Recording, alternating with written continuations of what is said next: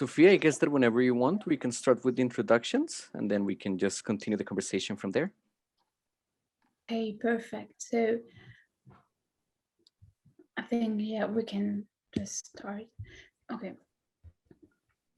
So let me welcome everyone to this session on decolonization and international law. It's my huge pleasure today to welcome everyone, and especially our three guests, so Surabhi Raghunathan, Samuel Moyne, and Melinda Barnecci. So at first, we are going to introduce the different speakers, and then we will turn into the questions, the conversation, and then a Q&A session. So let me introduce first Surabhi Raghunathan. So Surabhi Raghunathan is a university senior lecturer at the University of Cambridge, where she also serves as the Deputy Director of the Lauter Park Center for International Law.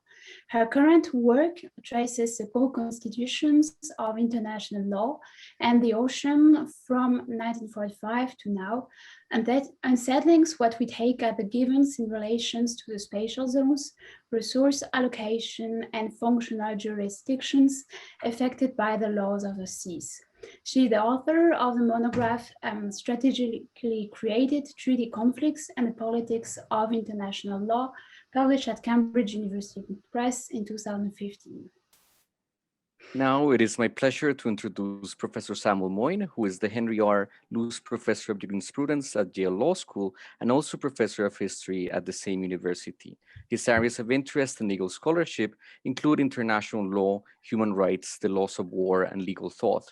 In both historical and current perspectives. In intellectual history, he has worked on a diverse range of subjects, especially 20th century European moral and political theory. He has written several books in the fields of European intellectual history and human rights history, including The Last Utopia in 2010, Christian Human Rights in 2015, Not Enough in 2018, and I myself cannot wait for the publication of Humane later this summer. And let me introduce my friend and former colleague at Heidelberg, Melinda Barnecci, is a lecturer in modern history at the University of St. Andrews, where he serves as the program director for the global social and political thought. He specialized in the interactions of Indian, South Asian, and global intellectual history and global political theory, as well in political and economic theology. His doctoral dissertation has been published at Cambridge University Press, and it's entitled The Mortal God, Imagining the Sovereign in Colonial India. And he also co-edited a volume on royal nationalism, dynasty, and legal thought in relation to modern global history. Now, before we begin with the more substantive part of the discussion, I just wanted to go very briefly through the logistics of what we envision for today, especially seeing that I see a couple of new faces in the chat and in the, let's say, little black boxes in front of my screen. So what me and Sophie have prepared are a series of questions that we would like to raise to our three speakers for today for about perhaps 40 to 50 minutes. And after that, we will open the floor to a, let's say, more informal, more open Q&A session with all of you. I would ask you then to please mute your microphone while we're, let's say, making this initial round of questions. And later on, in case you have a question or a comment, please use the chat or the raise hand function so that me and Sophie can keep track of those who want to intervene. Thank you very much. Sophie, the floor is yours for the first question. Yeah, thank you. Thank you, Daniel. So the first question, as always in the seminar, looks at the intellectual journeys of our three distinguished speakers. So my first question would be, so how did you turn to the history of decolonization and international law? And who are the main figures who have inspired you in this field? And maybe if you can just touch upon in a few words, why do you consider it important to know what that history of decolonization tell us about international law? So maybe Surabhi, if you want to start to answer this question.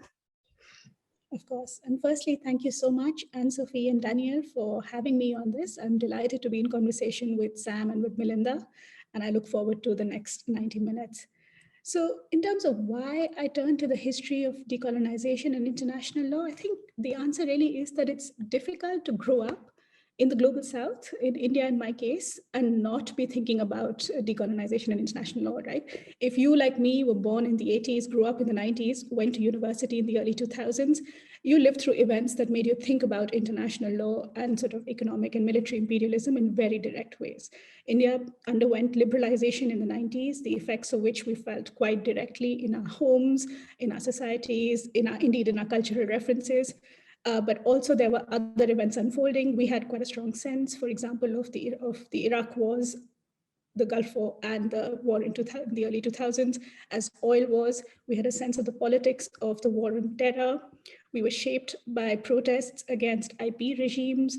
We thought quite a lot about the sort of evil machinations of companies like Monsanto and Cargill. We were thinking with protests against GATT and trade regimes.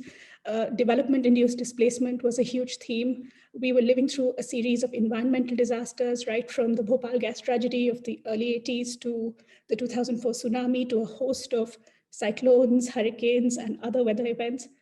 So, so there was this whole context. And then I was quite lucky, I think, to go to my undergraduate university, which is the National Law School in Bangalore, where many teachers helped us think through all of this carefully and critically, and to think of these especially as not as problems that the law was just called upon to solve, but really as problems that were constituted by the law itself. And I bring this up because this was teaching in tough circumstances. This was teaching not only without material resources comparable to Northern universities, but also in a time where critical or decolonial endeavors had to sort of compete for attention against the very real inducements that globalization was offering to people like me, right? So we were getting recruited off our campus by foreign law firms or by consultancies. So, and the critical education had to sort of, proceed alongside this. But these people persevered, and I think their efforts to make us think about our present and how it is constituted is really the platform on which my interest in decolonization and international law is built. And as to your second question about why this is important, I think it's important precisely because it tells us something about international law. It tells us that international law is not only political through and through, but also the nature of its politics, right? The ways in which the kinds of interests it holds in place in terms of capitalism, imperialism. It tells us how the present we live in is constituted and how, more importantly, it's naturalized. It's turned into common sense through law. So, and also what were the alternative imaginations that went, that were sort of overcome in making it so. So, these are some of the gifts of sort of you get when you work with the history of decolonization. Thank you, Surabhi. Maybe directly to that, Melinda, you could answer that question also, these questions. Thanks so much, Anne-Sophie and Daniel, of course, for inviting me. And I was smiling when Surabhi was speaking because it was so similar with me growing up in Calcutta in India in the 1980s. And I think for a lot of Indians, decolonization obviously has a very visceral, familial context. My maternal grandmother, Shushma Chakraborty, who was been very inspiring for me. She was a member of a left revolutionary party called the Revolutionary Socialist Party and was practically killed by the British during the 1942 Quit India movement. Thankfully, she wasn't. But she's spent a year in prison where she did her history undergraduate and so on. So one grew up with these family stories. So decolonization was something very tangible, very visceral. And then, as Surabhi was mentioning, in the 1980s, 90s, I was growing up in communist-ruled West Bengal, and there were lots of debate, protests against the onset of neoliberalism, against GATT, against the new policies of IMF, World Bank, and so on. So we were understanding that imperialism is not something just about family memory, about the past, but as something which is very much a lived reality. Many of us were, people we know and so on, we're taking part in protest movements and street marches and so on. So it was a very visceral experience.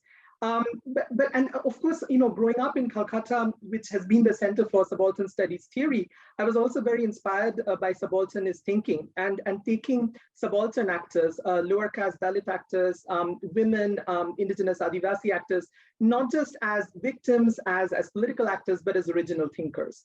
And then when, after my education in Calcutta, when I went to do my PhD in Heidelberg, with my dissertation and then with a postdoctoral project, and so if you know this, we were part of this project on war crimes trials research led by Kirsten von Lingen. And there I became very interested in this kind of vast alternative imaginaries about overthrowing imperial state sovereignty, about overthrowing racial colonial capitalism, how they actually influence international law. And looking at at the Tokyo trial, the International Military Tribunal for the Far East, it's so fascinating. I thought that it has been looked at from perspectives of legal history, but not from the perspective of post-colonial intellectual history. And that has led to really, I think, funny misreadings of a lot of the things that went on in the trial. For example, Radha Binod Pal, often seen as, I mean, the most famous Indian international jurist of the 20th century and often seen as a pioneer of third world critiques of international law. He has often been read as somebody who believed in post-colonial sovereignty, who was a defender of non-Western state sovereignty against the kind of naturalist claims which would be given in the Tokyo trial, particularly by the chief prosecutor and the president judge, who are both Catholic natural law fanatics, really. But looking at Pal's writings and juxtaposing them in the context of Indian discussions, in intellectual history discussions, one really unravels a completely different genealogy about decolonization.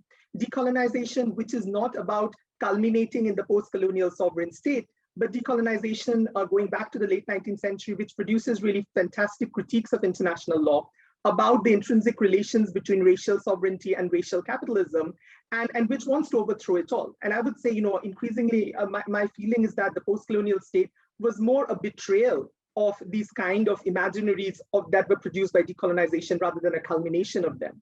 And that led me then to thinking, how do we think of, today decolonization in relation to international law?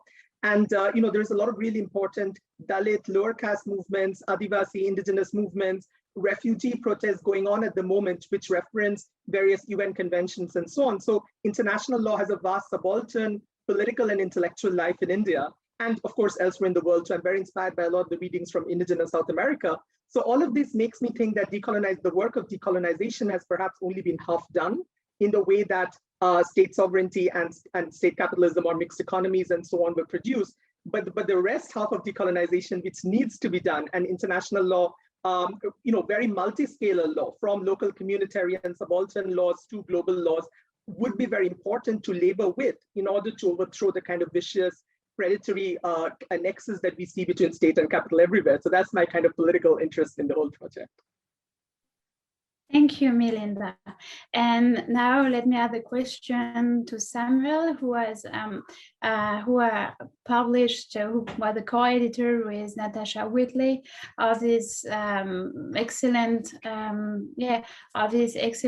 special issue on the decolonization of international law, which has been just published in February 2021, and which has inspired actually this session. So Samuel, you are coming from a different background, and so what did you inspire you to turn to this special issue, or even to work on decolonization and international law? Well, thanks to you and the organizers in general. My own life, I guess, is I'm happy to, narrate in this setting, especially as one of belated and insufficient enlightenment.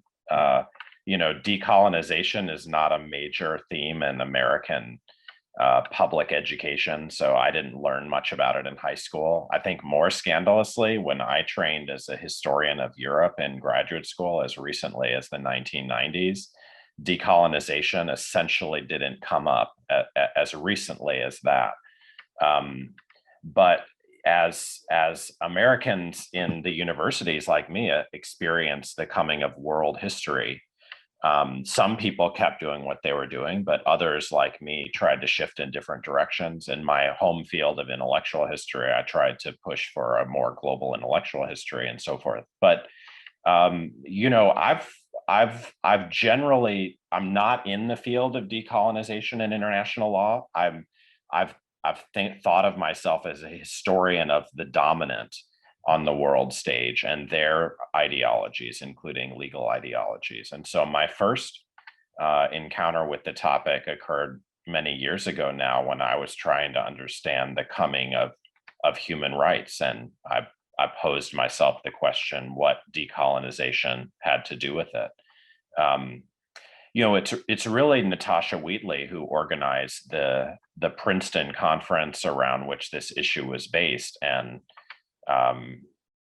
I was glad to take part and do my piece. I think the perception was that in spite of what Melinda and Surabhi have said, there wasn't very good literature in the field of international legal history on what affects decolonization, which I see as an inspiring, if failed, attempted emancipation. And I think disagree with Melinda that we should not at least find some room in our hearts for the emancipation that states provide. I just thought it would be interesting to gather some people together to, provide some initial inquiry. And you can see across the North Atlantic, at least, that others are doing the same thing. Many of us will have seen a recent Cambridge volume that I believe is called The Battle for International Law.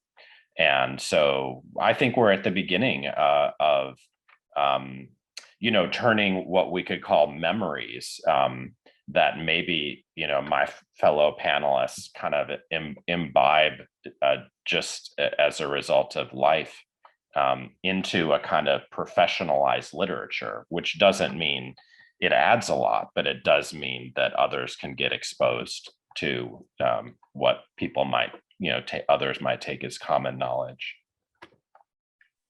Thanks, Sam. I think that's a very interesting answer, and it really provides a very good segue or transition for the second question that me and Sophie had prepared for all of you. And is that in planning the seminar for this year, we wanted to try to tackle in broad terms the idea of geographical movement in international legal history. And I think all our different sessions are trying to engage with that notion in different ways. And in particular, something that me and Sophie found very exciting, not only about the work of the three of you, but also of the special issue, is that we felt that you were pushing perhaps the geographical scale or the lenses of international legal history into different places, into different directions, perhaps decentering perhaps Europe or the North Atlantic, and instead shedding some light in other areas such as Eastern Europe, Latin America, Southeast Asia, or even the sea in Surabhi's case. So perhaps the next question I wanted to pose to the three of you is, how does your work, let's say, engage with this notion of scale? And what work, let's say, what analytical purchase does this notion have for the three of you? Who of you would like to begin? I see Melinda nodding quite intensely. Perhaps you could take the first on this one. Thanks so much, Daniel. And just to, because it's always, I think Sam's work is always very dialectical, and that's how I teach it in my global intellectual history thing. For example, his dialectic with Sartori, I think I would agree with him that, I mean, we can't dismiss decolonization as a complete failure. I mean, it's about calling, is the glass half full or half empty? And we can go on in the discussion on that. But going to the scalar point, I think being a global historian, I'm primarily a historian rather than a legal scholar. I mean, one of the things that global historians are obviously very interested in are thinking about multiscalar or transcalar history. How do we do global histories which are not about, a flat world, a world which is, looks very homogeneous everywhere, but about worlds which are very heterogeneous, which are diverse, and where political agency coexists with structural socioeconomic overdetermination. So in my work, I mean, for example, looking at somebody like Radha Vinod Pal, in traditional scholarship, people would focus only, first is a language barrier. People, when they focus on international law, tend to focus mostly on English, maybe maximum French or Spanish writings. But there is, of course, if one is looking at the colonial world, there is an immense amount of discussion on international law going on in languages like, Bengali, Hindi, Swahili, and many other things. The kind of work that, for example, I'm thinking of Emma Hunter's work on the Swahili public sphere in Tanzania and so on. And in my work, I was looking at, discussions in international law right from the late 19th century. So for example, somebody like Bankim Chandra Chattopadhyay, who would not be seen as a lawyer, but he's undoubtedly 19th century India's most famous anti-colonial writer. He writes this hilarious sketch where he is writing this in 1885. So in the context of the Berlin Conference, the Scramble for Africa, where he says international law is basically about, cow theft. It's because the right of conquest is the same as the right of theft. So it's like stealing a cow.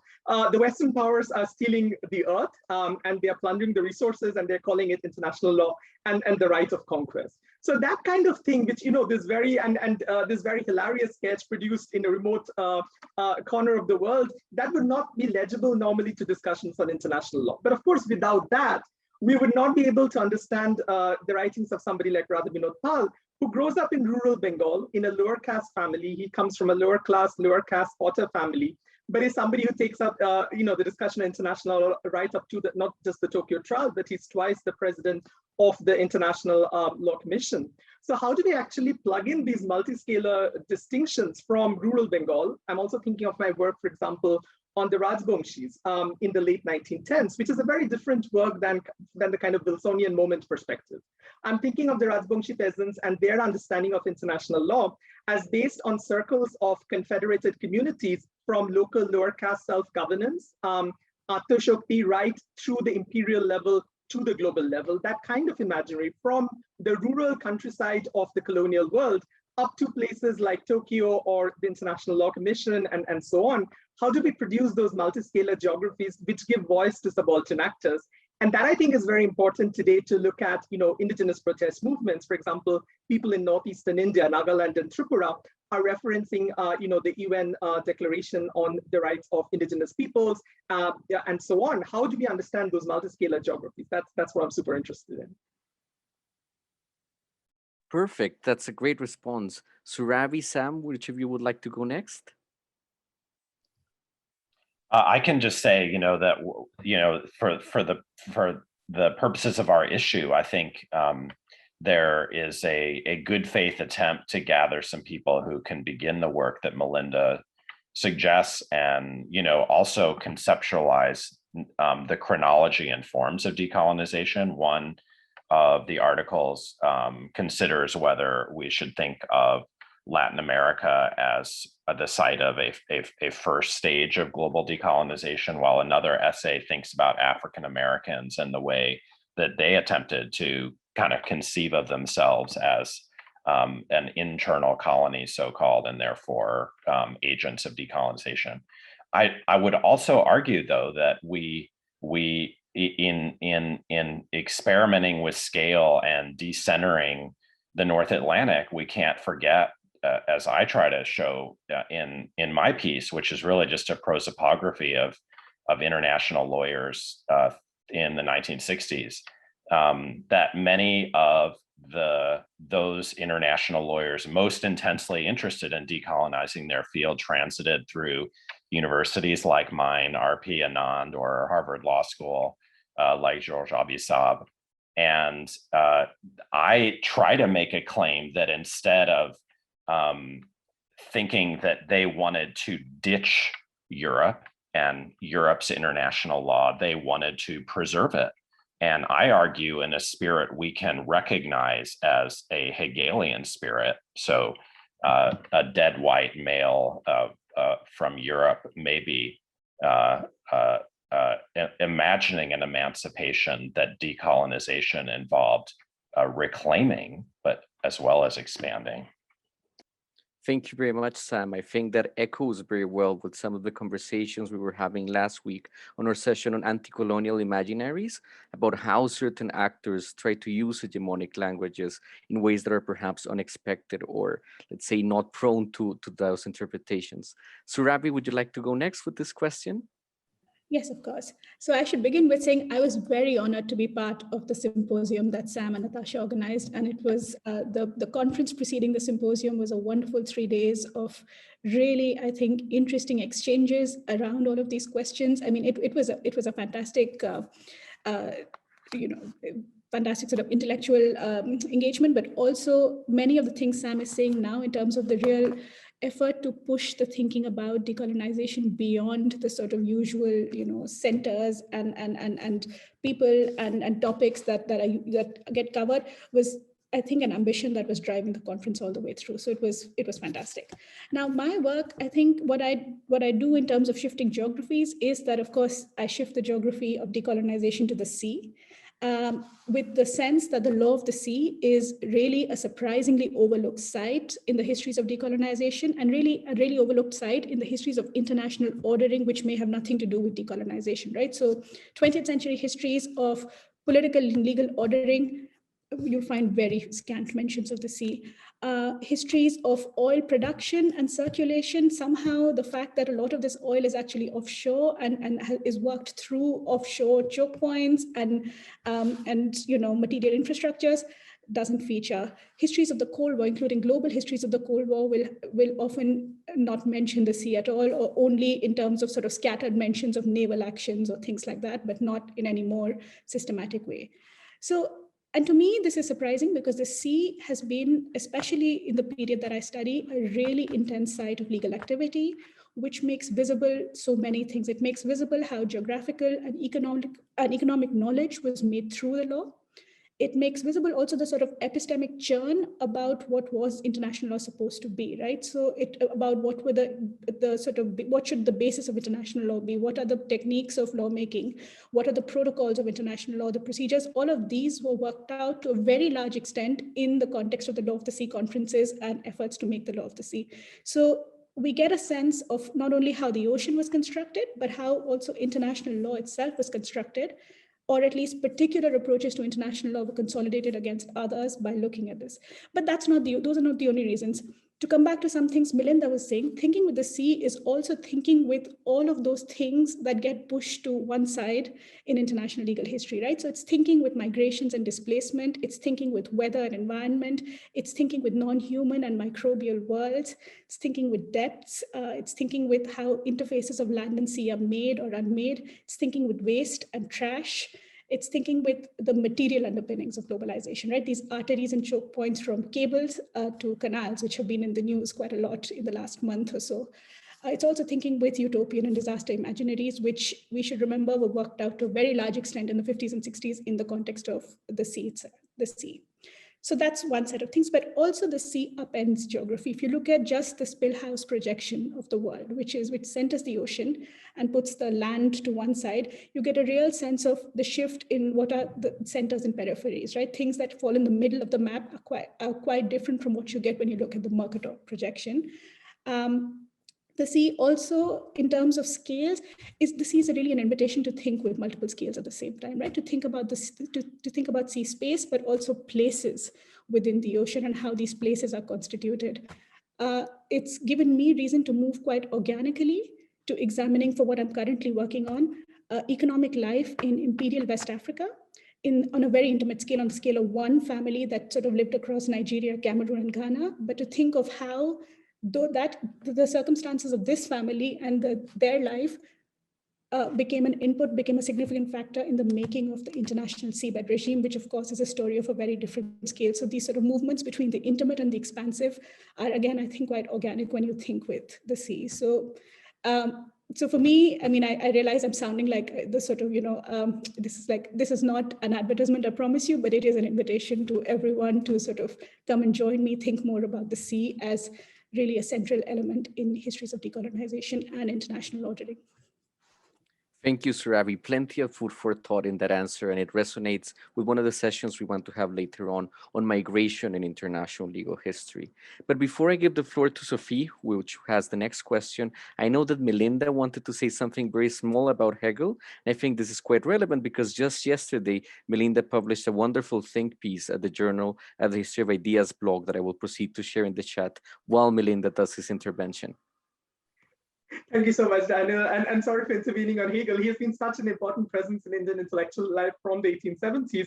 But I just wanted to say, I think one way of thinking with international law is by borrowing Hegel's term in the Phenomenology of Spirit, the unhappy consciousness, which is used by Sudipta Kobiraj, of course, in his classic work. And I think a lot of Indian thinking about law that Surabhi also mentioned is a product of this unhappy consciousness. It is an ability neither to accept the West nor to reject the West. Because of course there is the despotism of law, but then there is also a counter against it. And I completely agree with Surabhi, just a very brief point about the kind of utopian imaginings that you're talking about, because I think you were referring in your work also to the work of Subrata Rai Chaudhuri and Kamal Hussain and I was reading a review of that book. And it's very interesting that the reviewer, who is, I think, it's in the American Journal of International Law, just gives a footnote. And a Bangladeshi observer mentioned about how human beings can cooperate to manage the Earth's resources. It's just one line. And it's a Bangladeshi observer who is not named. And I was thinking, if somebody goes into multiscalar international law, one would immediately think of somebody like Maulana Bhassani, who is talking about God, Allah, Rabb as the protector, the custodian of the earth's resources, and how humans have to cooperate to manage resources, both land and maritime and so on. And I think those are the kind of multi-scale utopian imaginings that Surubi, your work focuses on, that I'm very inspired by.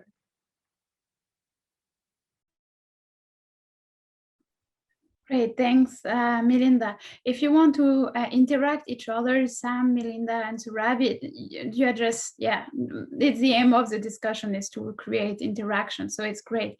Also about these questions about changing of scale, and Sam also highlighted the importance of, for example, looking at prosopographies. It's also very important, and also looking at prosopographies help also to avoid like some stereotype we can have on the global north or on the global south, and it really showed that history is not like it's the global north is like that or the global south is like this. And for example, in my in the research group we had with Melinda, I was working on a colonial judge, but actually the colonial judge Henry Berner was at the Tokyo trial, but Henry Berner was one who was defending the right of the indigenous. So it really shows, and when we look at the French case, for example, we can also look at Black figures like Félix Éboué, who is defending the interest of the global north. So it's also very important to think that we have to be very aware not to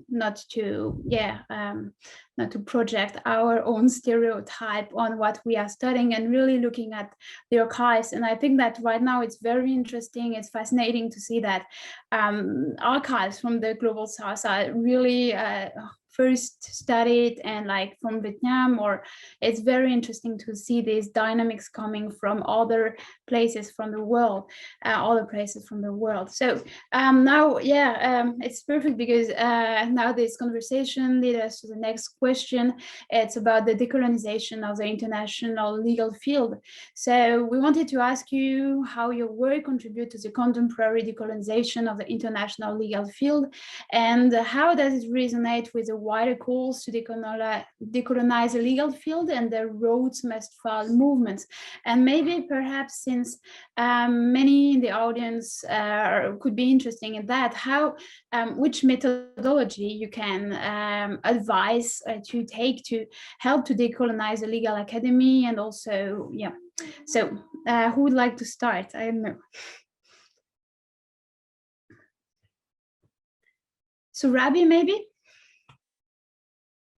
Sure, of course. So a few things. I mean, firstly, I'm sorry, this is going to be another advertisement. I promise it's the last one. But since we start with Rhodes Must Fall, and of course, you all probably seen this morning the news that Oriel College, Oxford has decided that they will not remove the statue of Rhodes after all, for reasons that they say have nothing to do with their political feelings about him, but to do with all sorts of other issues.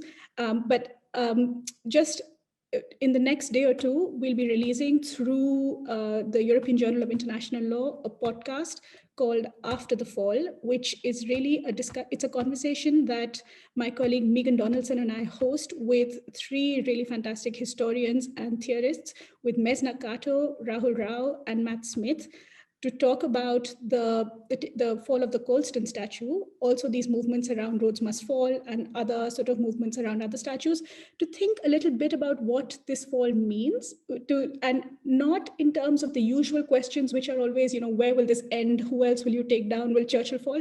But really to think with, where do we go from here, right? What should the next steps be in terms of also thinking about, to come back to questions you were asking, in a material way, decolonizing our institutions in Britain and elsewhere. So that's the end of the advert. In terms of decolonizing the academy, there are a few other things I wanted to say, which is, of course, and these are just things not so much about the intellectual nature of our work, but just the politics of what we do. And particularly because I think it was in the notes you sent us, there were questions around, some people had asked on Twitter questions around, who are these people who contribute to these symposiums, right? We're all scholars. Is it only really for scholars based in Northern institutions like myself, or really is there space for others who are not in the North to be part of this? And I just wanted to bring up like 3 or 4 things that we have to think about when you work in the field of decolonizing the legal academy, decolonizing law, decolonizing international law.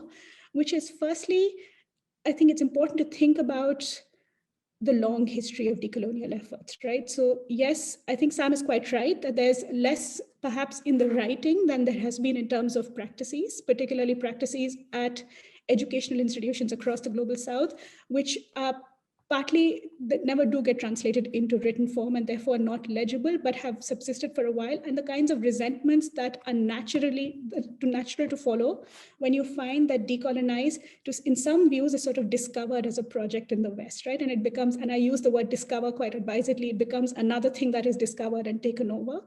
So I think that resentment is something that we have to, I think we have to contend with, right? It exists. I think it comes from a very, the question that follows from it that's not always articulated is, does the discovery of this in the West mean that it will get taken away from everywhere else, right?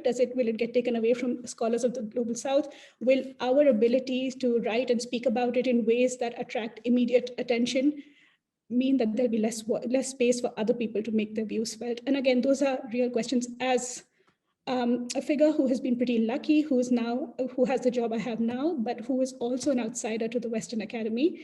I'm very aware of the politics of listening, and my friend Mesna Kato has called it the politics of listening.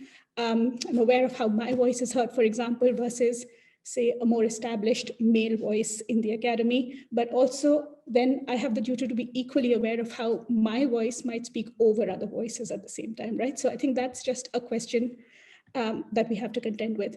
There's a further question, and this I think is a more complicated question, and I hope that Melinda, who works with this, might come in here, which again is about, to some extent, about choices of topics and subjects, but also about methods, and that is that are there really issues or approaches where the North should simply not tread, nor should those of us with relative privilege in the South. So this is not just about being sensitive in how we do things, or listening more carefully, or but also other things that are other stories that are not ours to tell in the first place, where the anxiety and the possibility of erasure is a very real one. I didn't see this critique really being made on Twitter, at least. I think the critique there was much more about just who gets a greater platform versus who doesn't. But I think this is an issue that comes up, and the reason I asked Melinda to talk about it is that I imagine this is an anxiety he lives with on a daily basis, right? When you work with centering indigenous voices, when you work with a range of voices that don't necessarily make themselves felt on the page as frequently, then how do you think about your own work, and what practices should you adopt to make sure your work doesn't speak over the very people who you're hoping to actually bring to the center of the conversation?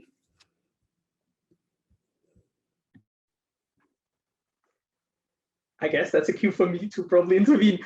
Thanks so much, Surabhi. I mean, I'm so very glad that you raised the very fundamental epistemic point, which is something that haunts all of us who are aware of politics in the global South. And I think this epistemic point is really important in thinking about even what counts as law, right? I mean, there is a lot lost in translation when non-Western terms for law, like for example, in Bengali, let's say bidhi and so on, which are used by lower caste indigenous peasant communities to refer to the kinds of governance that they are instantiating, but that's not maybe recognized as law by the Indian state and so on. And I'm thinking of David Canadyne's also wonderful work on ornamentalism, where he looks at how the British Empire, of course, intensified social hierarchies, tribal chieftaincies in Africa, caste in India, and so on. And I think looking at the state as the main point of decolonization, as the main telos of decolonization, runs the risk of occluding the fact that the state in India and in many other parts of the global South is an elite machinery at the end of the day. And we are seeing the kind of necropolitics that is happening in India, in other parts of the world. And then how do you recover those alternative voices? So decolonizing the curriculum, I would say, and that is something, of course, at the risk of now advertising my blog post, but since we're in a mood of advertising, decolonizing the curriculum cannot mean replacing elite white men by elite brown men. I mean, there are interesting stories to be told, sure, about Radha Vinod Pal instead of Kelsen, or together with Kelsen and Lauterbach. Radha Vinod Pal is somebody who can talk about Kelsen and Lauterbach. There's interesting stories to be told about, Rabindranath Tagore, about how he thinks about international law and the League of Nations as a band of robbers. But going apart from that, I think more interestingly, decolonizing the curriculum needs to be about subalternizing the curriculum. It needs to be about subalternizing law. And that means taking voices which are occluded, their epistemologies of the global South. I'm thinking of the fantastic work, of Arturo Escobar, of Veronica Gago, of Marisol de la Cadena, of Mario Blazer, coming out of indigenous South America, which are looking at the world is not one world. There are multiple political ontologies, and there are real cosmopolitical battles being going on. And what counts as law? What is allowed to be translated as law? We know the kind of violence that the Indian state is doing in order to prevent Dalit activists from saying that the kind of discrimination that they're suffering from is akin to racial discrimination. Because, and for example, in Bengali, you have very sophisticated discourses about why race and caste are very similar. Because, for example, the way that race uses kind of basically subalternizes labor and commodifies labor is similar to the way that caste, of course, also commodifies and subalternizes labor. But those are not the kind of voices that the Indian state would like to the international stage to listen to. So I think absolutely, Surabhi, I completely agree with you that there is a place for academics of privilege, or whatever color or skin they are, to step back and let the subaltern speak. Because of course, I mean, Gayatri Spivak's question, can the subaltern speak, was a very Derridian point that there is no ultimate logos, there is no ultimate authentic subaltern voice. But at the same time, rereading Derrida today, one really realizes how anachronistic Derrida is, the kind of things that he writes about, the Nambikwara Indians in grammatology and so on. There is a way that one does not only need to take into account voices like Levi-Strauss, but actually allow subaltern voices to speak, and also speech as a collective act. We tend to think about, I think a lot of the problem with international law research has been, it tends to focus on individuals, lawyers, jurists. But we all know that a lot of thinking in the global South, perhaps everywhere in the world, happens through collectives, happens through dialogues, through public meetings, through street marches, through feminist strikes, through queer community meetings. Let international law hear those collectives speak, and let the individual isolated ivory tower canonical great man, or in some cases now also great woman academic step back. Completely agree with you. We need to prevent those epistemic deaths. I can't improve on what my fellow panelists have said, so I'll just say it in different and worse words. I'd want to preserve as the dominant point that we're just at the very beginning of broadening, undoing exclusions, decolonizing the personnel, if we want to use that conception, and that applies to the original Princeton conference, the special issue, this Zoom call, and many, in fact, most, if not all, other academic endeavors that reflect an unequal world that would have to be, face down principally in order to kind of change intellectual life along with it. I still want to make room for the recessive point, though, that though we learn, I think correctly from standpoint epistemology, that the voices of the subordinated and victimized potentially bring superior insights, there's still good and bad work that cuts across the divide between those on top and those on the bottom of hierarchy. And decolonization as a historical event, whenever we begin it, and even if we think it's unfinished and ongoing, also intensified old hierarchies and brought about new ones, partly because the emancipation of and through the state, principally, as Melinda remarks, was not without its own dark sides. So I think we have to remember that decolonization, even understood as a political project today, can't be understood as an unalloyed good. That because we've learned that historically it wasn't. And we have to think about how we might, redo it and indeed undo some of the damage that decolonization itself can do. Great, thank you for all your answer. And before we turn to the next question, I just also wanted to highlight the work of Samuel Fairchild-Staley, who just got a book prize, a Willard Hurst Book Prize for his book published at Cambridge University Press, History of the Republic of Biafra. And I think in his book, it's very interesting how he's working on war, on laws. And what is interesting is that he's taking archives from the courtroom, but then he is also working on oral archives, oral histories, and the combination of oral histories and their archives is very interesting, and it brings also a new perspective, and it renew also the history of how we are looking at decolonization. And so that's it. I just wanted to make this point because he just got the prize and announced it today. So that's all. Daniel, if you want to continue. Of course. Thank you again. I think that in many ways your response is anticipated, perhaps the following question I wanted, but I still would like to pose it, if anything, because it's a struggle or a dilemma that I have faced a lot in my work, as perhaps Sam remembers. And it might be interesting to talk a little bit further about this for the benefit of the many early career researchers or graduate students who might be in the call. And is that I, like all of you, perhaps share this preoccupation for recovering this, let's say, projects that were lost or projects that were not explored.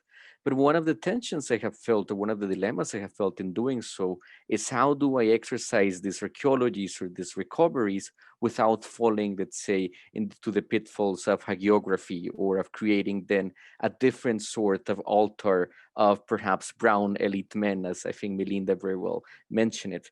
But at the same time, I do think that it's important sometimes to put your finger, even if only prosopographically, to highlight the work of certain lawyers or certain communities, if anything, because North Atlantic scholars or North Atlantic historians tend to dismiss them as mere bureaucrats or button pushers, lever pullers, and so on.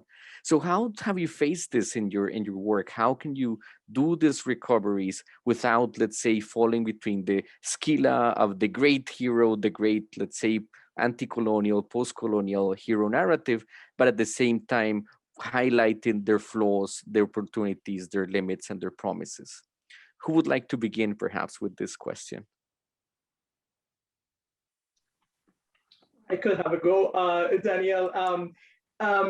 Thanks so much for that. Absolutely, again, very thought-provoking question. I think that there is a kind of double move that we can do. One is to not look at individuals as individuals, and there I am, rehashing very established deconstructionist theory about looking at multiple voices. And when it comes to individuals from the colonized world, they all have fragmented consciousnesses. Even somebody like Jawaharlal Nehru, first Prime Minister of independent India, whom you might think as, the proponent of the nation state. I was just rereading yesterday his Discovery of India, the 1946 edition, and he's like, no, we should actually supersede the nation state and connect the small villages through these circles to greater federations, and of course the whole one world thing, which Manu Bhagwan speaks wonderfully about. So even he appears as somebody who is not quite convinced whether we need the nation state or not, forget anybody else. So I think looking at these fragmented consciousnesses is very important. I mean, let's say somebody like my favorite jurist, Radha Vinod Pal, I mean, he has this amazing line in the Tokyo trial judgment where he says, I'm not in love with the idea of nation state sovereignty. I'm like, okay, interesting. And now you're defending Japanese state sovereignty. So there are these very complexities in these people where they don't want nation state sovereignty, but at the same time, they realize it's a necessary evil as a bulwark of defense against empire. But of course, their goal is still at the end of the day, what Paul calls, world community, world communal life, and so on. And thinking about these fragmented consciousnesses means decentering the individual. It means not X thought this, but X had multiple voices, which were coming out of multiple social struggles in a society, because the society, any colonized society, is a deeply fragmented, unhappy consciousness society, torn apart by irony, by elegy, by what have you. And each of these individuals are very, fragmented, torn, multiple individuals. And I would also, going back, because we are focusing on the question of individual, my project differs very strongly from the kind of project of, let's say, Arnold Becker Lorca. And Daniel, you would know his South American context much better than me. But what I think, Lorca talks about mestizo international law, and he uses a very kind of gendered imagery, where he says, the father is this white man, which is the legal tradition, the woman is the indigenous mother, and non-Western international law emerges when this Western kind of paternal law is appropriated by the non-Westerners. And I'm not sure whether that is the thing that I'm really interested in, because I think, no appropriation is ever a full translation. Any expropriation also means destabilization, and destabilization of the persona of what constitutes law, destabilization of legal subjectivity, and destabilization of each of these individual actors as well.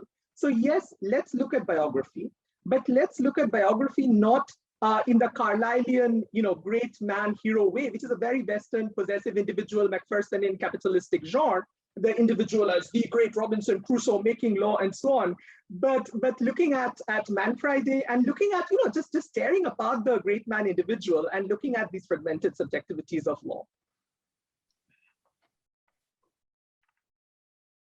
Just briefly, I'll just add to that eloquent statement that I'm a big fan of James Gatti and his, one of the leaders of GH&IL, and his critique of so-called contributionism, which is the temptation to restore a hierarchical balance, not by acknowledging it and understanding what it would be required to restore it in the present and future, but kind of claim the retroactive validation of finding friends and heroes in the past, and of course neglecting the way in which the emancipations they argued for had their own dominations alongside and dark sides. And actually, Daniel, that I'm writing for your volume a kind of analysis of the way that contributionist temptations have affected the writing of Latin America's role in the makings of global legal history. I think contributionism becomes much less a temptation when we begin denouncing international law as something that's mainly been, as Surabhi noted earlier, about domination, of the wealthy and white over the rest and poor. And to the extent that's true, it's not clear why you would want to claim you contributed to the thing and that your story has been left out. It's much better to have your story not part of the making of international law, and figure out what you can do to change that tool in a more liberatory direction now, which I believe the decolonization attempted but failed of international law in the 1960s was originally about. And it included lots of different kinds of people. I'll just mention in the global north, Bert Reuling, the great Dutch jurist who was the second dissenter at Tokyo, and I think probably deserves credit as the single most important theorist anywhere in that period of a kind of comprehensive vision of the decolonization of international law would look like. Of course, it wasn't achieved. Thank you, Sam. Surabhi, would you like to have the last word on this question? Yeah, sure. I have to say the Dutch jurist in question, Sam, certainly is the star of the Netflix 4-part documentary. I mean, the show that, Tokyo Trial is really about, his politics and his attitudes. And it was a great show. But to the question itself, absolutely, I think it's a really important question. And Sam and Melinda both right. Contributionism, several aspects of GH&IL. One, I mean, these are genuinely, there are problems here, right? I think what happens is, there tends to be this hero worship sort of, I suppose, in many people's work, follows as a sort of corrective to what they think of as out of their own sort of justice, desire to do justice to a figure, or their own sense that these are figures that get disappeared or diminished in other writings. It's a correction for the politics of listening. But of course, it is this kind of hero worship it's bad, right? It blunts engagement. It also places on these figures kind of burden of perfection or the burden of coherence, where, as Melinda was saying, these are all fragmented figures. Half the time they say one thing in one context, another thing in another context, and why should they not? Why should they not be flawed figures, right? Why can't they be jerks or brutes or fools or, or problematic in all sorts of ways? I think, and it's worth keeping in mind that there is quite a lot of richness actually within Southern academies and Southern literatures about these figures. There are quite strong internal traditions of critique. There are downright messy fights. Certainly in Indian history, there are very, very messy fights. And all of this helps to guard against this kind of hagiography. I mean, it's also important to remember it was true for the past, it's also true for the present. The South is also a complex place, right? It's not a flat place where everybody's being very solidaristic with everyone else. It is a place which has which is also racist, which is also classist, which is also casteist. It has its own circles of inclusion and exclusion. All of this exists as much in the South as it does in the North. There are tensions, additional tensions of that sort of between the desires for assimilation into Northern academies versus the desire to resist. There are questions around how the South itself hears white voices versus voices of color, how it hears the voices of women of color, how it hears further the voices of Black women or Indigenous women.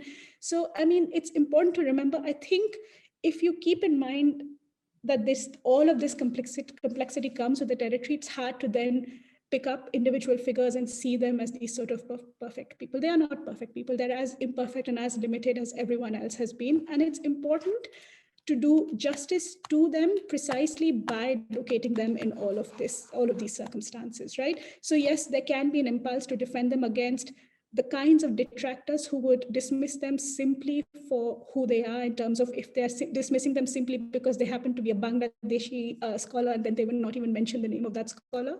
So that you can resurrect them from that, but to then go from that to saying they must also be perfect simply because their skin is a little bit browner, that's problematic. And for my project, it comes out of a lot of discomfort really with ocean regimes that were championed by third world voices, right? So the Law of the Sea was seen as a third world project. And my job has been all this while to understand, well, okay, what was the third world trying to do? What were the achievements, but also what are the limitations, to be quite clear-eyed about the ways in which this was not radical, or this was the rewriting of different hegemonies and so on. And again, it comes with, sometimes I get called out. I'm told I don't have enough historical humility. I don't think of these figures as but I think that again goes with the territory, right? As Sam says, once you move your gaze from not celebrating international law to actually critiquing what international law is and does in the world, then of course, the building of regimes that were premised on the promise of international law is something that you bring within the frames of your scrutiny. And that itself is a further invitation to then place the figures who were seen as the architects of this critically. So I think it's really important to avoid the hagiography that you were mentioning. Thank you very much. These are three tremendously good answers, and in a way, they helped me dissipate a little bit of my dilemmas. I just wanted to add that another strategy that I'm trying to take now with a colleague is to also think of this, let's say, anti-colonial people in conversation across regions. So what were Latin Americans doing that is similar, that is different, that is, let's say, productive to think through what is happening in Southeast Asia or in Africa in the same decade, in the same year, in the same organization. And that perhaps can tell us much more than simply shedding the light or one or another figure. Sophie, the floor is all yours for our last question.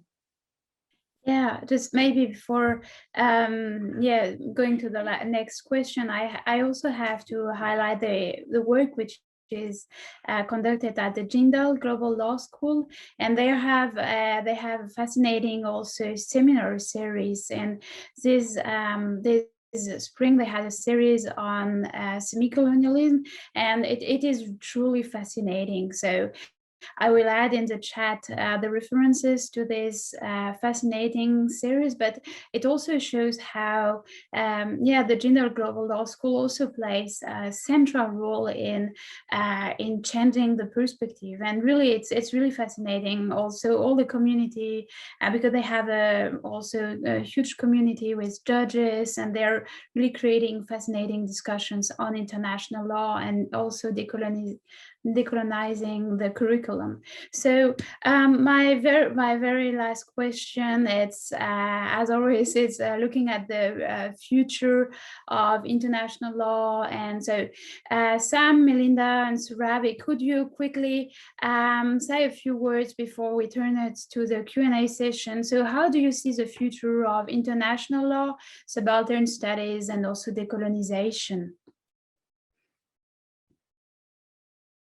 Maybe, yeah, Sam, do you want to start? And then, yeah, because you had this, yeah, you were the editor of this. No, I mean, I'm depressive, and I see we're at a kind of pregnant moment in world history, and we have not really begun to push emancipation beyond the form that neoliberalism has brought in the last 30 years, which has been complex and involved to, a extraordinary degree, the enrichment overall of the global South, reversing the Great Divergence, including the intensification of the Great Divergence during the, era of decolonization. But of course, on terms that many of us reject. And so, my own purpose, mainly as a scholar of America and Europe and the hegemonic, but interested in what alternatives for everyone can come from anywhere, is to look back at decolonization, because we need to ponder its lessons at this moment.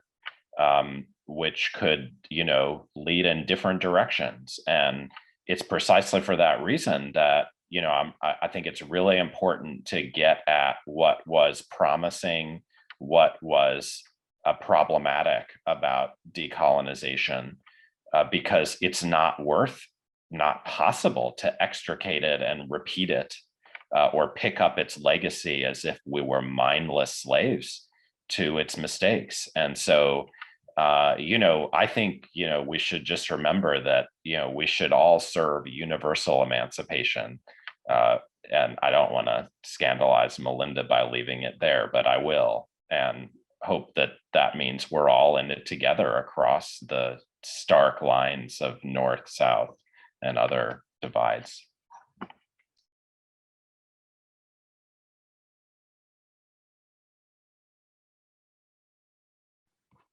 Okay, I can jump in since I'm supposed to be startled. No, Sam, I completely agree with you. And I think one of the joys of being in this project with Kirsten, working with Anne-Sophie and so on, with Lizette Schutten, was discovering all the kind of micro friendships between these judges, Bernard Rilling and Radha Thal and Ori Bernard and so on, and how, in a way, even like how decolonization actually operates through these intersubjectivities. So I'm absolutely on board with you about, crossing North and South. But I think the point that I really want to get into, and which your work has been so deeply inspiring for me, is of course the critique of neoliberal capitalism.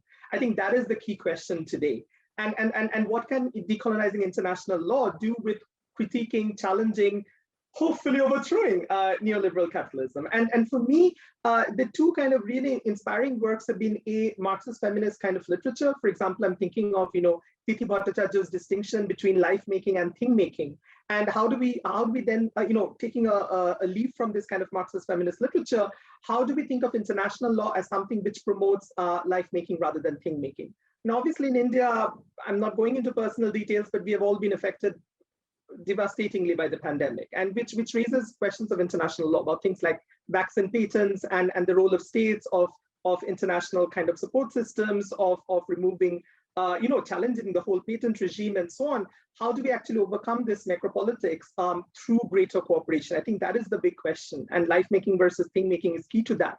And related to that, of course, the environmentalist agenda. I mean, how do we think of, for example, Niyamgiri in Orissa as an ancestral being rather than as an aluminium extraction zone? How do we think of New Zealand, Wanganui? Does New Zealand set an international precedent for looking at indigenous populations, their landscapes as beings rather than unbeings, as commodities? What can international law do to link the non-human, the environmentalist movements, the indigenous custodians of the non-human, with the Marxist feminist kind of perspectives? Because I think increasingly that to challenge, the reason why we are talking today about the failures of the post-colonial nation state are actually because of the failures I mean, this comes out very clearly in the journal special issue of the New International Economic Order. And Priyasha सक्सेना's amazing article shows so clearly how Indian nation state sovereignty is constructed through international law about extractivism, about territorialism. So how do we now think about post-extractivist futures? And I've been very inspired by the work on Ecuador of Thea Riofrancos. How do we think about, connecting international legal debates with indigenous struggles, protecting the non-human, and going beyond extractivism, which the post-colonial state was also an extractivist state. But how do we go beyond that? And I think linking the environmentalists, the indigenous movement, the Marxist feminist struggles means actually thinking about these all as different weak points in the neoliberal chain, which slowly we need to target in order to stop the processes of commodification that the anti-colonial minds had dreamed about, but the post-colonial institutional state was not able to achieve in practice. And I think we can all be together in the North, in the South, in Chile, in Ecuador, in India, in the United States, in that shared struggle.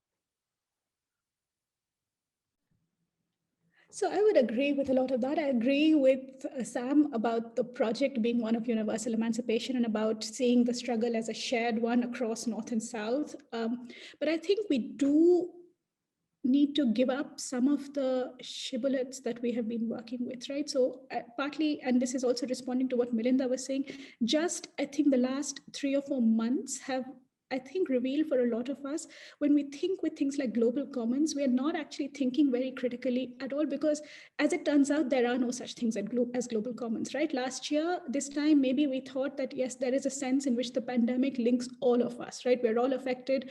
This is for once an event that is really, really global. But we know this year that's not been the case. We know it's playing out differently in different places, and it's different in different people's, consciousness about it is very different between, those who are in, at the moment, Argentina or India, and those who have family there, versus those who may not have connections with what is going on. So I think moving over, I was thinking also of Aisha Kubuku's wonderful new piece where she reviews Akile Membe's work, and she looks about this idea of humanity. It is, again, it's meant to think of this as a post-racial or non-racial idea, as an inclusive idea, but it can be quite an occlusive idea as well, right? Humanity is, again, a common heritage of humankind. These are concepts that occlude as much as they include, and they prevent critical thinking about the particularities of communities, about the particularities of circumstances. So yes, of course, the end goal has to be universal, but we have to think about the different places at which, the different starting points and the different trajectories that are just naturally, necessarily implicated, right?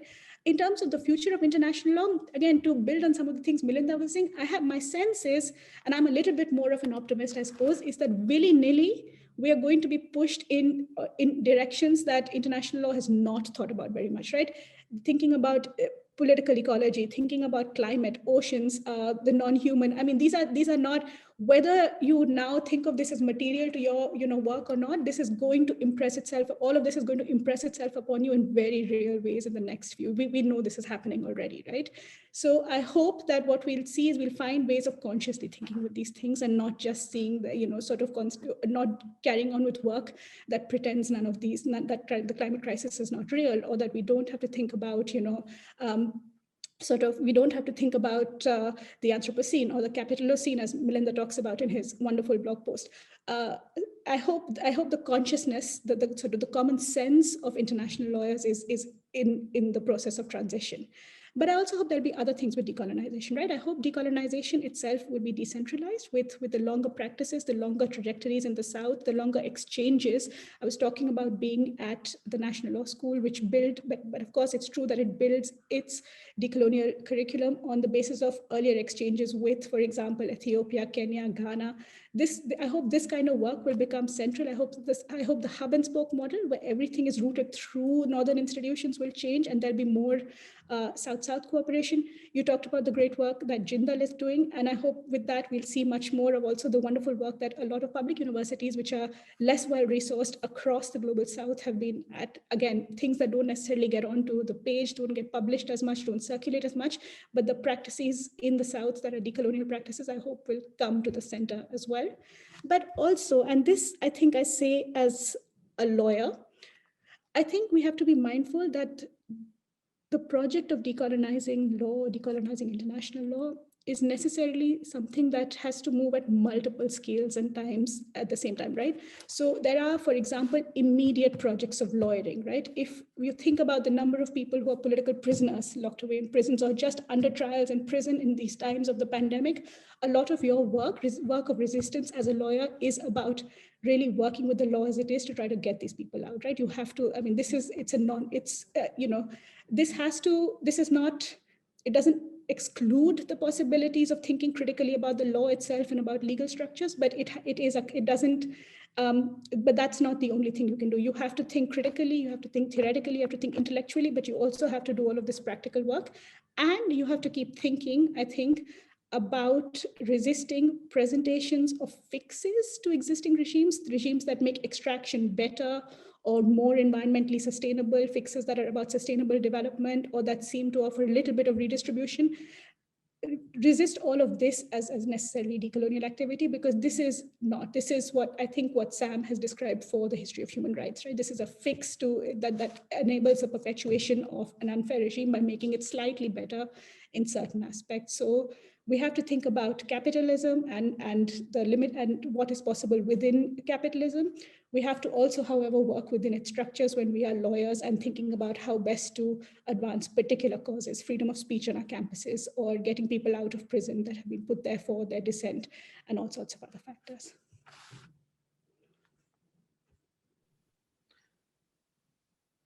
Thank you so much for your answers. And to just a last point about also what Surabhi said, also what is important also, it's also decolonizing also like the institutions like the International Criminal Court, for example, by creating maybe regional, I don't know, an Asian criminal court or an African one. So really so it's really what I hope in the future, that we will have not only in The Hague, but also multiple centers. So Daniel. I wonder if perhaps it would be better to just get rid of criminal courts, international criminal courts altogether. Also, that's a longer conversation to have in a different time and place.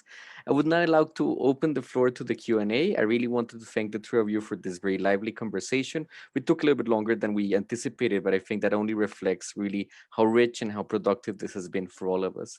So I saw that we have two questions. Akshay R, and please forgive me if I'm mispronouncing your name, wanted to ask all of you, what role do non-European languages play in the type of processes we're talking about? And then I understand that Agnik would like to raise a question. Again, please forgive me if I misspelled or mispronounced your name. Is it okay if you unmute yourself and you raise your question or your comments, Agnik?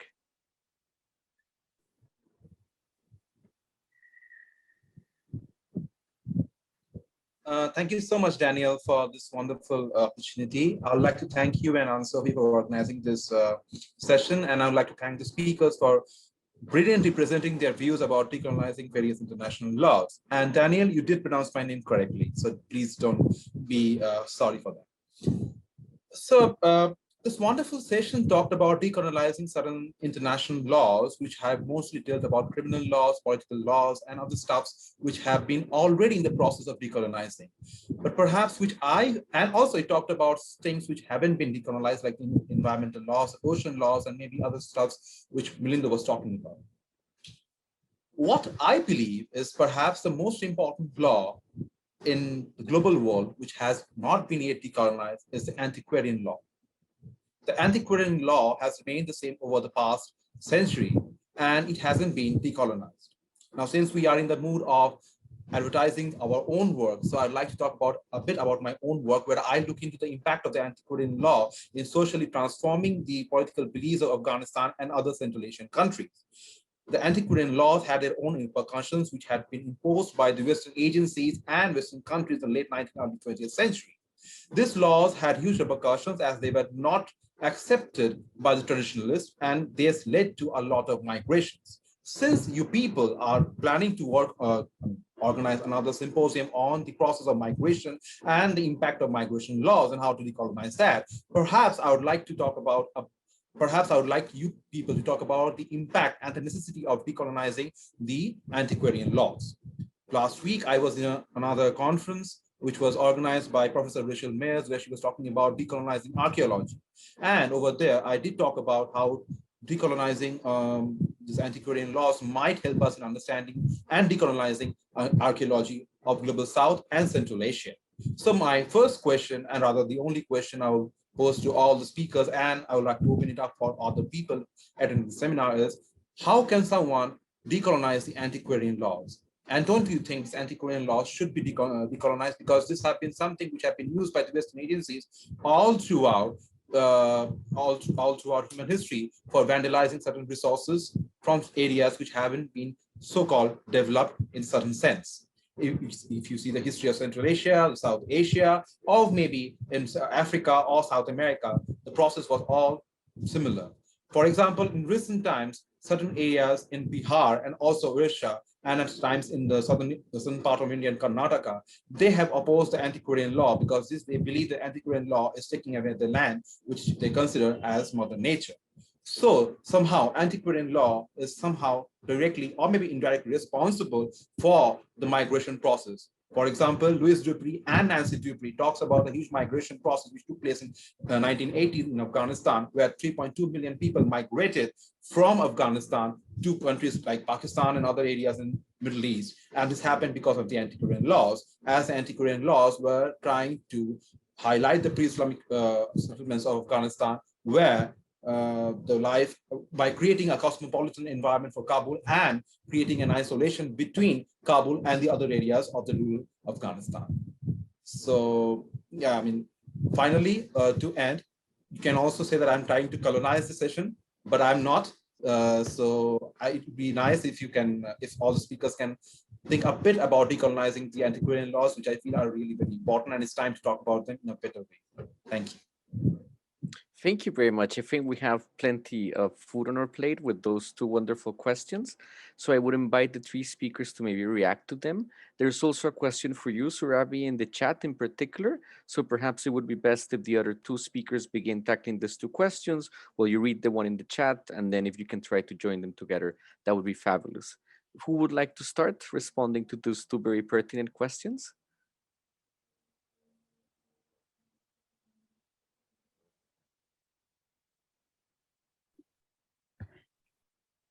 Melinda, maybe. I just want to respond briefly before I go into our next question to something that that came up with Sam and Daniel, both of you, which is the point again about capitalism and Surabhi's point as well. I think what Surabhi and I would probably both agree on is we need multiple strategies and multiple scales, as Surabhi beautifully pointed it, that on the one hand oppose these laws through legal manner, but at the same time also think about overthrowing the system. Now, coming to international criminal law, I mean, one of the things that I've been very inspired by is the use of international criminal law to target transnational corporations. And I think if one looks at, if one ties that with the kind of work, that historical work that Philip Stern has done about the English East India Company as corporate sovereignty, as a company state. So, I mean, why should international criminal law only target states conventionally so-called, but not also what Stern calls the company states, the corporate sovereignty and so on? So expand the definition in order to critique capital. And I think that could be one very interesting aspect to that. But also, I mean, thinking about natural resources, I'm thinking about the recent UK Treasury report authored by Partho Dasgupta, talking about, you know, natural assets and so on. So, and there's a whole wider debate about whether we should talk about forests and lake as natural assets, as natural capital, or does this also degrade things? And my strategy is exactly the same with Surabhi, do both. Yes, use means of calling them natural assets, natural capital, whatever, use existing legal resources to protect them, but at the same time challenge the language of capital as well, which is exactly my point to Agnik as well. So if you think about, for example, the 1970 UNESCO Convention on against illicit trafficking, and it uses a language of cultural property, which I don't think is necessarily what subaltern populations would necessarily believe in.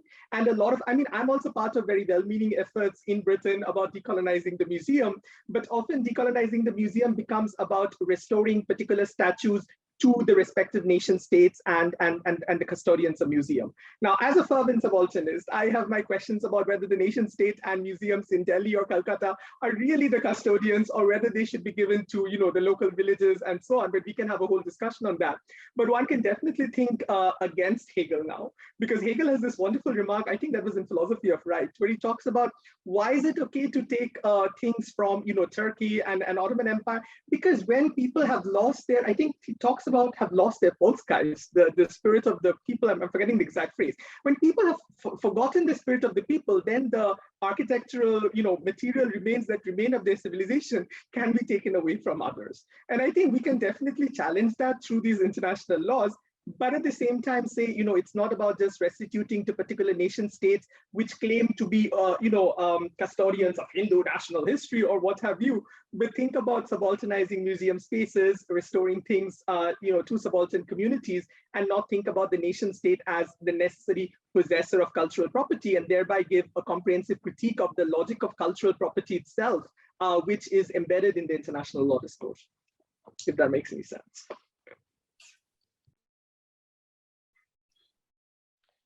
I can just take a stab briefly at Akshay's important question.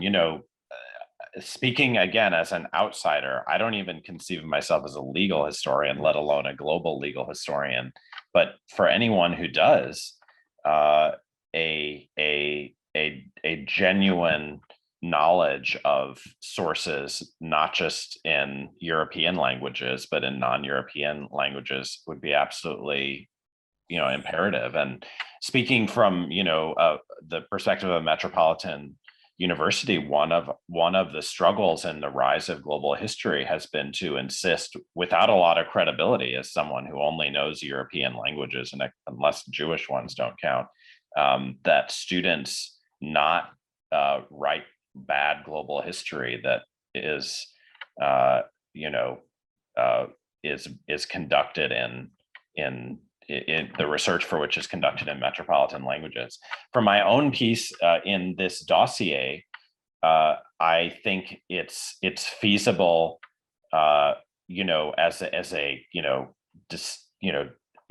delimited project, in part because of the metropolitanization of post-colonial intellectuals that continues. Surabhi mentioned it, but incarnates it, and Melinda too. And so it's really important as a historical datum to register that often certain discussions required self-translation, which then enables the parochial like me to access them in ways that might be defensible, but not for any bigger, genuine global history.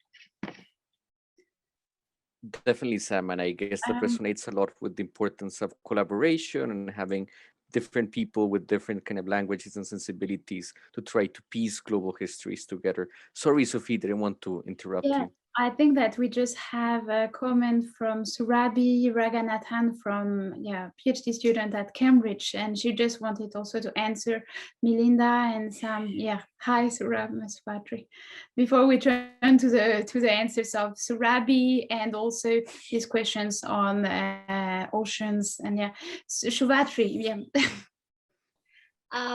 So thank you, Anne-Sophie and Daniel, for this lovely panel. It was extremely thought-provoking, and for all the speakers as well. So I just wanted to respond very briefly to Surabhi and Melinda's last point about, how one needs to sort of bring together the on-ground work of decolonizing by working with lawyers and all of that, and the work we do as academics, as, we think with each other critically and all of that. And the very interesting category for me is something that Angela Davis and Gayatri Spivak recently spoke of, and I think they have been talking about this for since 2018, if I'm not mistaken. That is the category called affective sabotage, which basically talks about not dismissing what Audre Lorde has called toolkits of the master, but essentially using that to establish critical intimacy, and through that bring down whatever structures. And I think that would wonderfully capture the sort of decolonized politics that we have been talking about in this panel so far. That's all. Yeah, thank you so much, everybody, for this very thought-provoking panel. And if I can just quickly latch on to that, as well as the broader question of language, I guess it's the classic Tempest problem, the Ariel versus the Caliban. You have the Ariel, these very sanitized, metropolitanized people, and you have the Caliban. And most importantly, Caliban's dead mother, the witch, who is killed. So, and how do we recover the legacy, and thinking obviously now with Sylvia Federici and so on, how do we think of recovering the legacy of Caliban's mother and of Caliban against Ariel? I think that's the big question of decolonizing international law as well. Without further ado, Surabi, it would be great if you could answer perhaps these questions, but also the one that was raised to you in particular. Would it be helpful if I read it to the floor, or do you think that might be too much? Please let us know what you prefer. As you prefer. In the interest of time, maybe I could just summarize some of the points that the question is raising. So the question I'm answering is by Rukmini Chakrabarti. And the first thing that she's asking is about the contradictions within the canon, right? So the contradictions between the sort of naturalist basis of the Grotian mare liberum argument versus the sort of mare clausum argument, which had a more, as she points out, was a more positivist interpretation.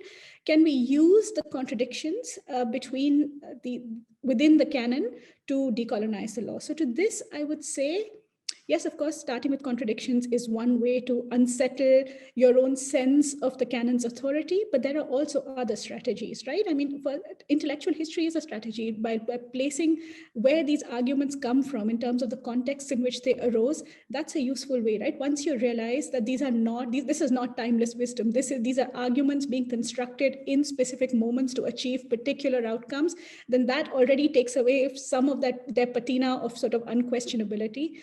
I've just been reviewing Marty Koskiniami's new book, To the Uttermost Parts of the Earth, which has the move it makes is essentially it says, let's look at this range of thinkers who came from some of them were lawyers, some were political thinkers, some were actors and from different walks of life, but to think of all of them as bricolayers, as people really just crafting arguments in the press of the moment, using materials to hand. And sometimes those materials were natural law or positive law, sometimes those materials were political economy or science or whatever.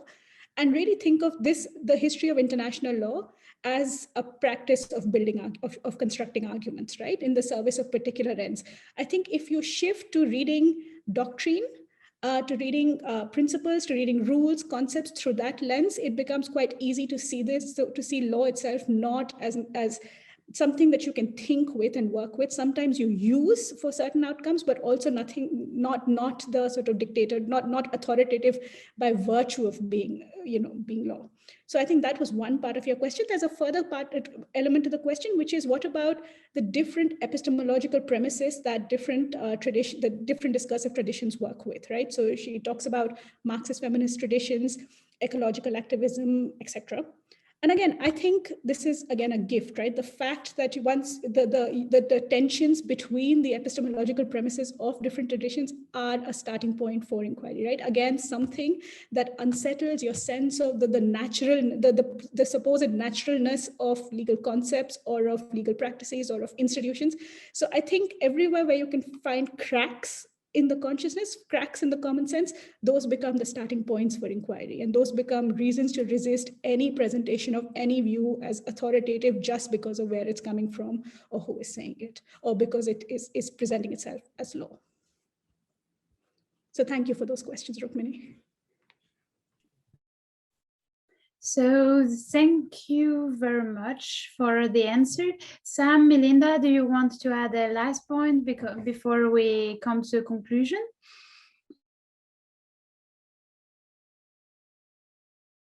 Thank you. So thanks so much for this fascinating discussion on decolonization and international law.